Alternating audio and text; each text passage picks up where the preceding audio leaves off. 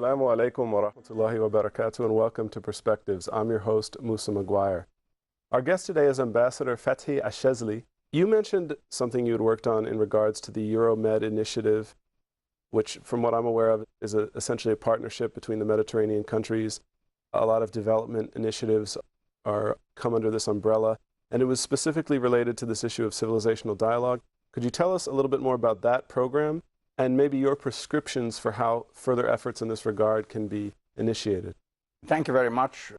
Actually, we have since the end of November 1995, a comprehensive partnership between the European Union on one hand and a number of Mediterranean partners on the other, including 8 Arab partners. Egypt was among them, and there was a declaration called Barcelona Declaration that was issued to outline the dimensions of that comprehensive partnership. It was issued actually on the 28th of November 1995. It is in 3 chapters. The first chapter was the political and strategic partnership. The second chapter was commercial, economic and financial partnership. And the third chapter was on cultural, social, and people-to-people partnership.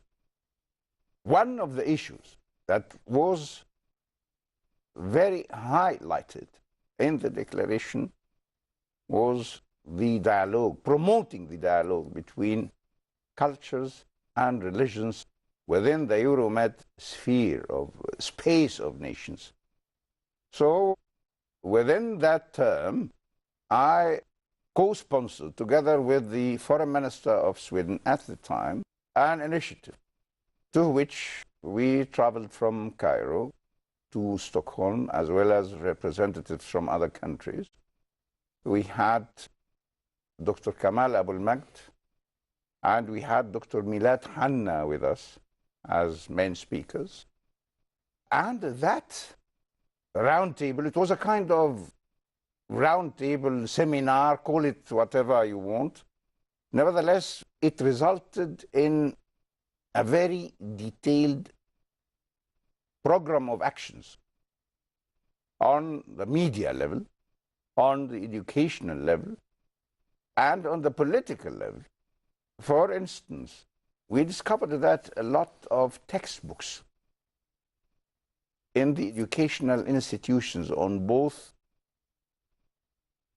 banks of the Mediterranean should be reviewed, should have created a community representing the educational institutions on both sides that would go into details and see what kind of picture is being projected by the textbooks on both sides of the other. What kind of picture of the other? How could we clean the textbooks of any misinformation? And we identified a lot of misinformation elements. The media. I remember having identified only about 11 or 12 movies made through 25 years by Hollywood, of hundreds of films projecting Arabs, projecting Muslims in the worst picture you can imagine. What do you think is the cause behind that? This part of the world was colonialized by the West. Western powers came to the Orient under the slogan that they were the people who would bring this barbaric part of the world into civilization. We still hear that sometimes. Sometimes we are still hearing this. Nevertheless, they wanted to justify their greed intentions, their greedy intentions, they wanted to justify of course, they were motivated by conflicts among themselves, by competition among themselves. They were motivated by materialistic benefits they wanted to extract from our countries.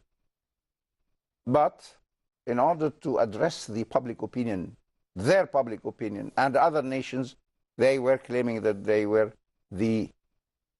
playing the civilizer role, which was not true, of course. Of course, a lot of the, I suppose you could say, efforts at development, the programs of development, historically within the recent century, late 20th century, have dealt with a similar theme in terms of, developing this part of the world, developing certain values. Now, within a lot of these efforts, you have major institutions, major state institutions involved.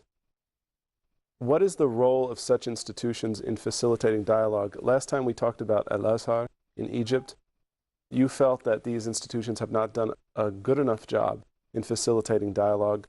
What would your prescription be for those kind of institutions in Egypt and elsewhere in terms of possibly reaching out for counter-development initiatives in the West to teach the people of the West about the true nature of Islam and so on?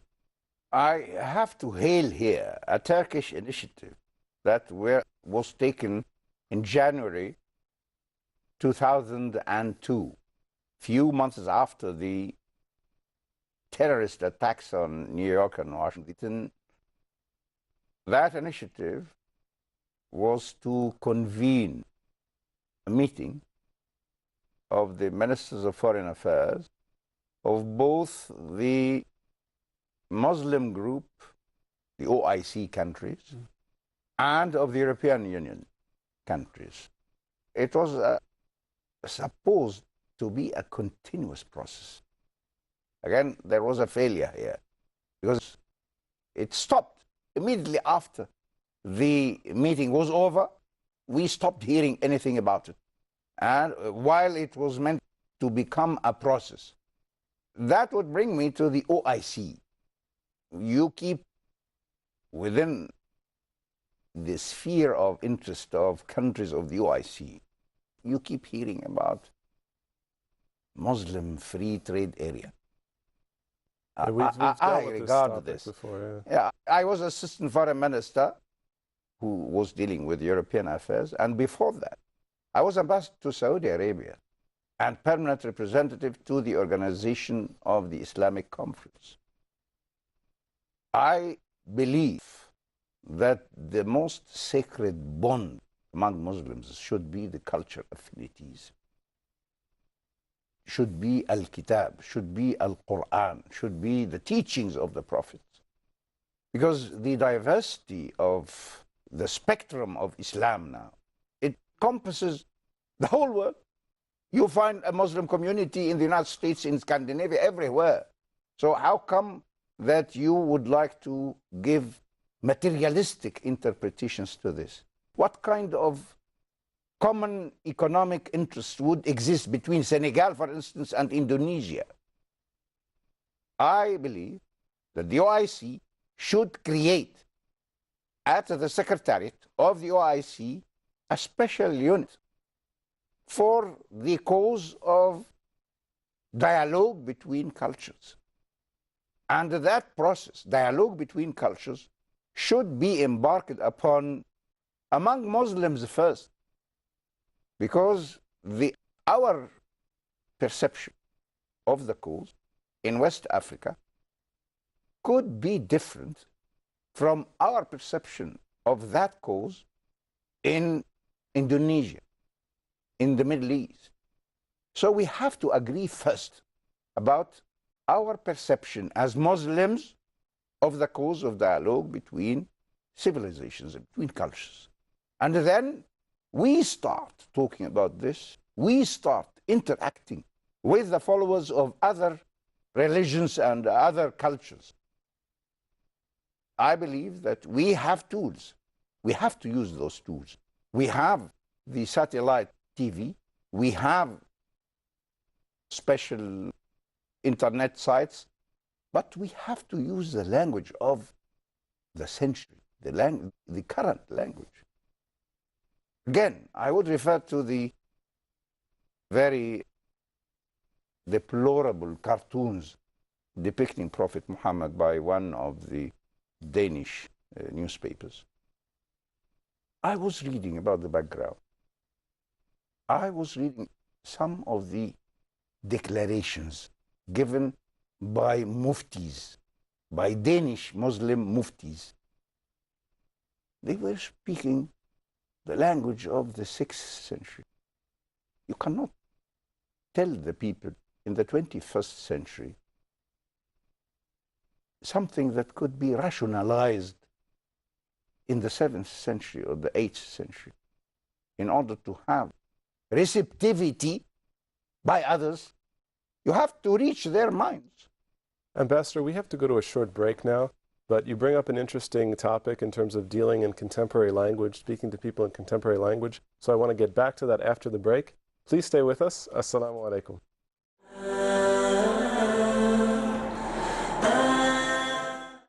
A night of decree is better than 1,000 months.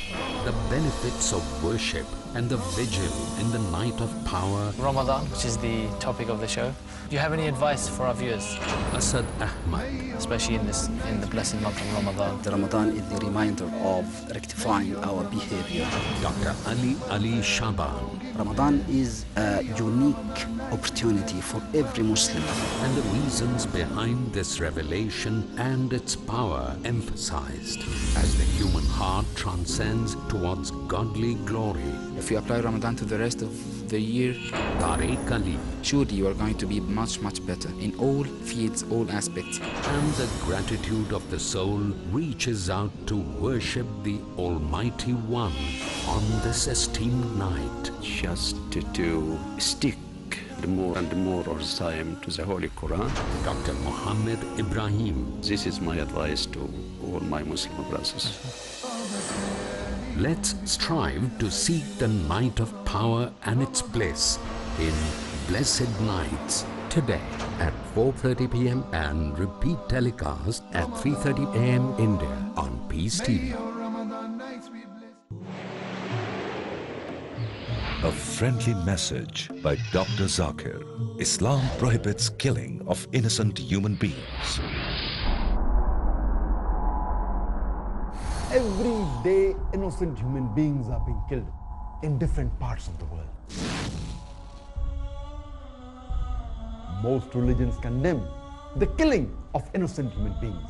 But Islam goes a step further and says in the glorious Quran, Surah Al-Ma'idah, chapter number 5, verse number 32, if anyone kills a human being, unless it be for murder or for spreading corruption in the land, it would be as if he has killed the whole of humankind. It does not stop here, but continues. And if anyone saved a single human life, it would be as if he has saved the life of the entire humankind. Remember, please do not kill a single innocent human being, but rather save the whole of humankind by saving human lives. Human life is precious. Peace TV, the solution for humanity.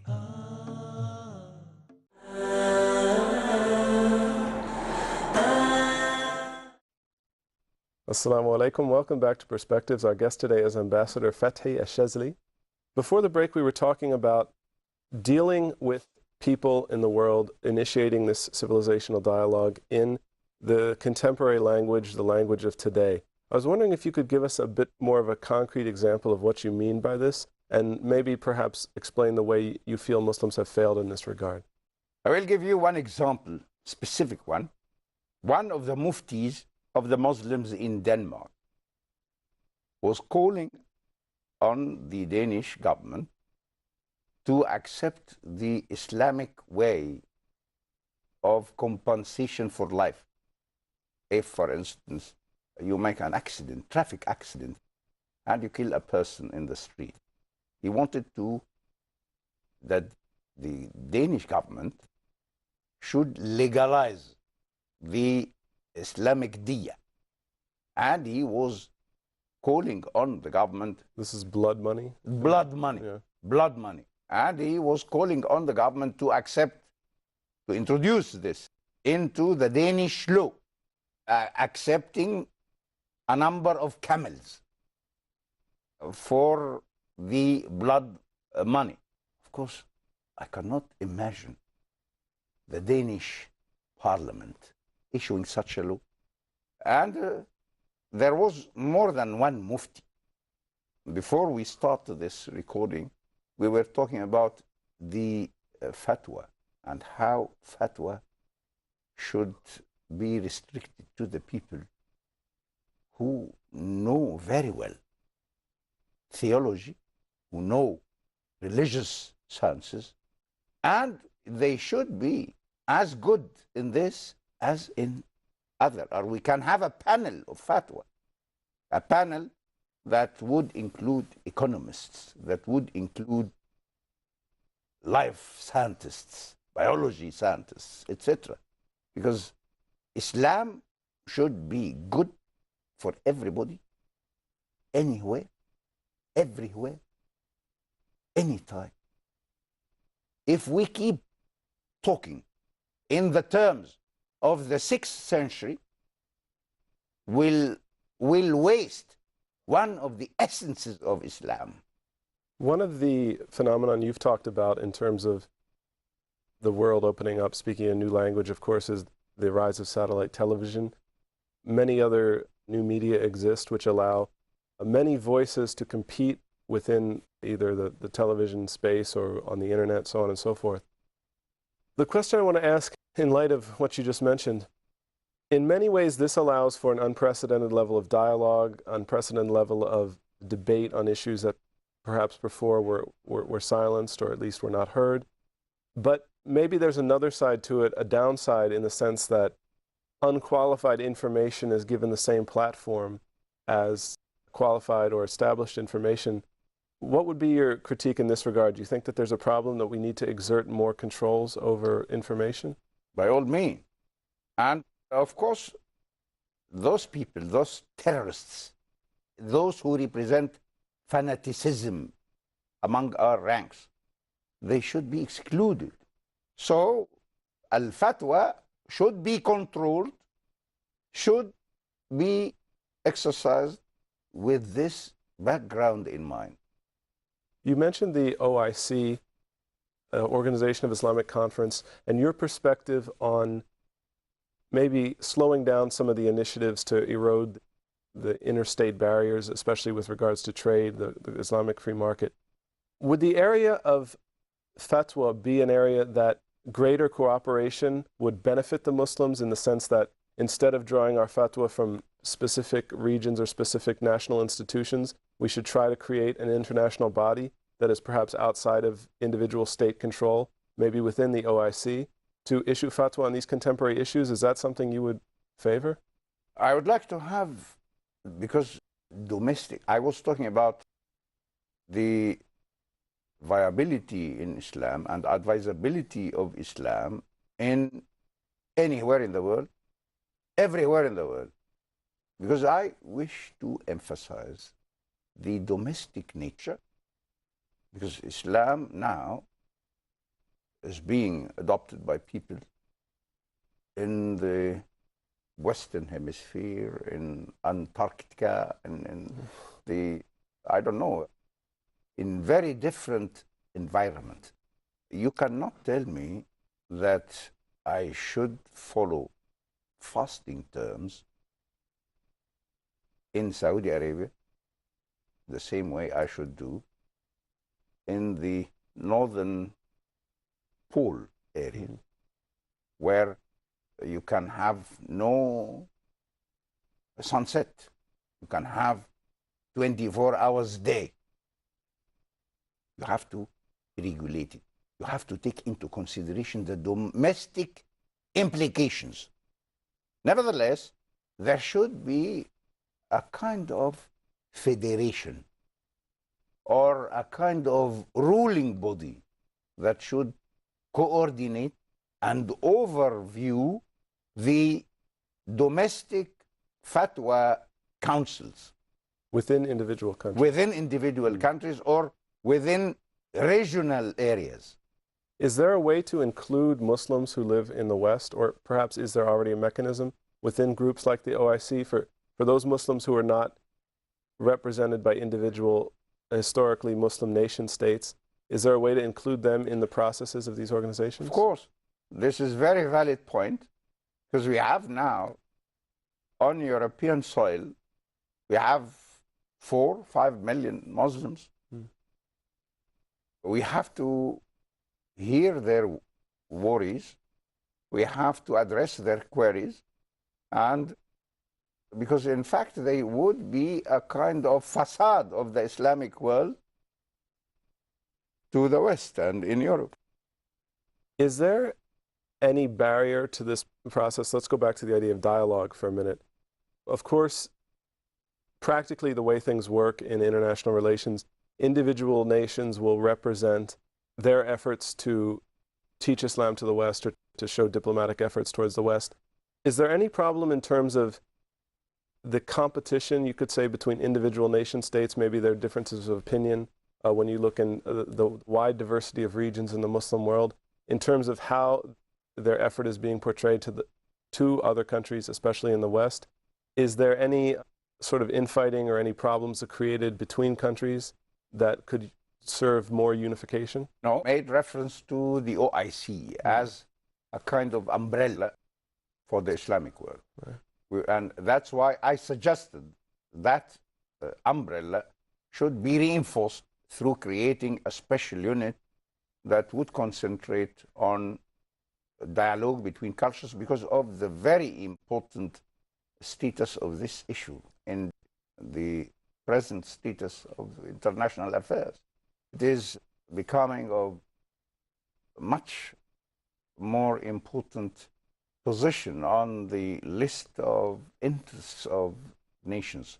But I can give you example about the different perceptions of Muslim countries.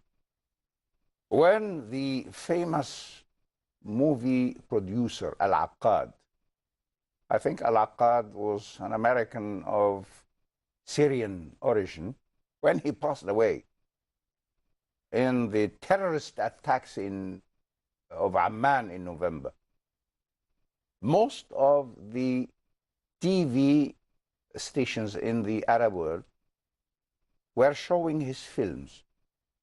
One of his greatest movies was Al-Risala, a message about Islam. That film, that specific film, has never been shown on Egyptian screens because of the objection of certain quarters on portraying Hamza, the uncle of the Prophet. So the film was not shown on Egyptian TV, while it was shown on other Arab TVs, including Saudi TVs, NBC and the rest. That's why I said, if we should be effective in dialoguing with the followers of other religions and other civilizations, we have to come to terms about what are the terms, what are the picture, the common picture we should be propagating among when we talk about to the outside world. As we come to the close of this program, I want to go full circle back to some of our initial discussions in terms of civilizational dialogue. You've mentioned several times the issue of extremism, which of course exists in the Muslim world. We talked about the idea, the portrayals at least, that extremism is something essential to Islam or related fundamentally to Islam. In your view, as basically closing words, who do you think really benefits from extremism? I think the enemies of Islam, those who were keen to depict Islam as the new enemy of the West. I would say that those people, those terrorists, those extremists, they are working to the benefit of certain quarters that would have enmity against Muslims. Well, Ambassador, I want to thank you very much for joining us on this program. It's been a great benefit to hear from you on all of these issues. Our guest has been Ambassador Fethi Ashezli.